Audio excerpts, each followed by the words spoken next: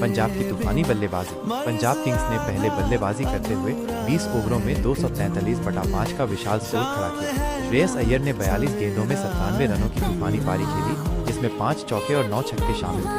प्रियांश आर्य ने भी तेज शुरुआत करते हुए 23 गेंदों में 47 रन बनाए। शशांक सिंह ने भी विस्फोटक बल्लेबाजी करते हुए 16 गेंदों पर 44 रन बनाए। गुजरात की कोशिश 244 रनों के लक्ष्य का पीछा करते हुए गुजरात टाइटंस ने भी जोरदार बल्लेबाजी की।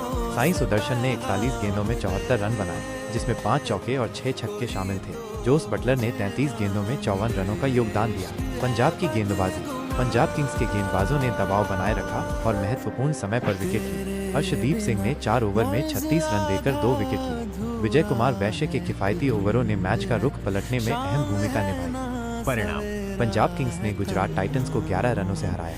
ये मैच उच्च स्कोरिंग और रोमांचक रहा, जिसमें दोनों टीमों ने शानदार बल्लेबाजी का प्रदर्शन किया।